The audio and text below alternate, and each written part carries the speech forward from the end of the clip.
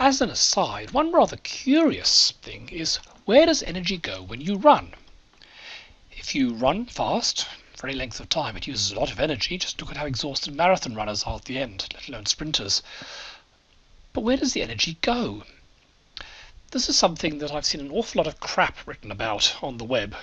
I've not yet seen the correct answer. What I'm going to show you is what I think the correct answer is. I'm happy to be proven wrong, but this is the only explanation that makes physical ninja physics sense to me. I mean, if you're running, your height isn't changing, assuming you're running on the flat. So there's going to be no potential energy, no mgh. So where does the energy go? Well, one possibility is it's the kinetic energy, when the engine needed to start up and get up to speed. But let's say you're going at Usain Bolt speed, 12 meters per second, mass of about 100 kilograms. So the energy there is a half times 100 times 12 squared, which comes out as about 7 kilojoules, which is tiny. Remember, it was 1,000 kilojoules to walk up Mount Ainslie. 7 kilojoules, it's nothing. This can't be why it's hard work running. For a start, this is all expended in the first second or two as you speed up. Once you're at a steady speed, there should be no more kinetic energy required. If that was a major form of energy loss, then running a marathon, the first 5 seconds would be hard work and the rest would just be a cruise. Doesn't make sense. So another possibility is drag. Maybe what's happening is you're fighting your way through wind resistance. So you work out the force of that, which is a half c rho a v squared. Drag coefficient, let's call it about 1. Density of air is about 1. Cross-sectional area of a human being is about 1 square meter. Let's say we're going to Usain Bolt speed, 12 squared. And that gives a force of about 70 newtons. Which again is pretty tiny. Remember, Usain Bolt, as he accelerated off, was applying an acceleration of force of 1,000 newtons. So the force you needed to accelerate off the blocks is more than 10 times bigger than this. It's not nothing. It's going to make the difference between Olympic record time and nothing else. But if you do force times distance, that times 100 meters, we're talking 7 kilojoules. So pretty tiny. So if you're cycling, you're going quite a bit faster. This could be quite significant.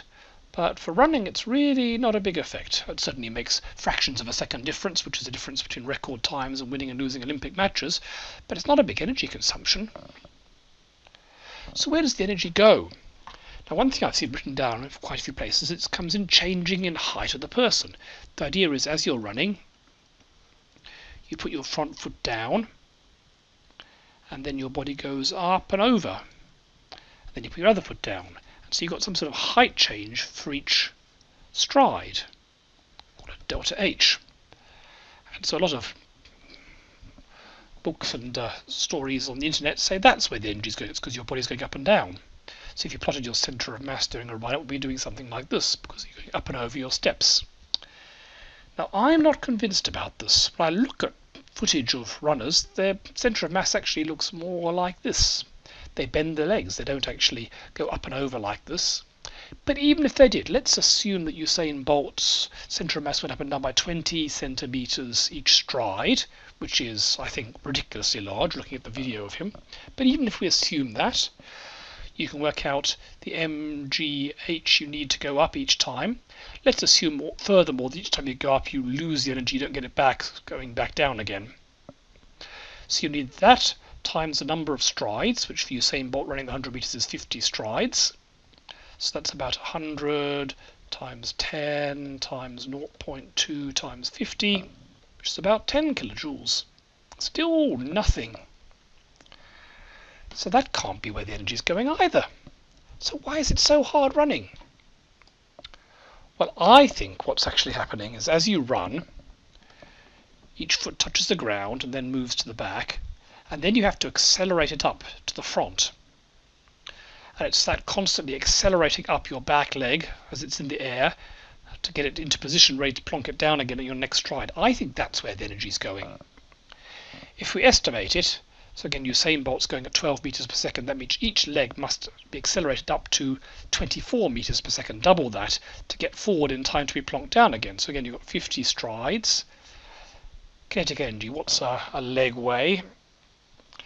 let's estimate about 5 kilograms. We've got a half number of strides mv squared, so 24 squared, comes out as about 70 kilojoules, much more than the other things. So I think that's actually where the energy goes when you're running. What's actually how you're doing is accelerating your back leg up to put it in place. That's why a cyclist who doesn't have to do anything like as much leg movement can go much faster on That's why a cyclist who doesn't have to move the legs as much because of the gears on the bike can use far less energy to go at the same speed and distance as a runner, and in fact can go much faster. Many books object to this. They model the way you move your legs during running or walking as a pendulum. The pendulum, if you measure a weight, will swing backwards and forwards, and it will do that indefinitely without needing much energy, just to overcome a little bit of drag, which on the legs is not very much. However, if you work out the period, there's an equation for the period of a pendulum, which is 2 pi root L over G. That's for something with all the weight at the bottom, which wouldn't really apply to the leg. But let's estimate that. If we assume that the centre of mass of each leg is about half a metre down, so we go to an L of about half a metre, this comes out as about 1 second. So your legs have a natural oscillation period of about a second. And that's about right. If you stand up with one leg on a step and let your other leg flop backwards and forwards, it does indeed oscillate backwards and forwards at a period of about a second. So that's the minimum energy way to move, is just to walk along, lift your back leg up and then let it swing back at the speed it would as a pendulum when your front leg's on the ground. And that will give you about 1 stride per second, which will give you a speed of a few kilometers an hour. And that is indeed walking pace. And that's why walking pace is very energetic. You can walk a long distance without using very much energy. But when you try and force the pace and go much faster, you then have to accelerate your back leg much farther forward than you'd naturally want to go. And that's where the energy goes. At least that's what I think at the moment. Feel free to prove me wrong.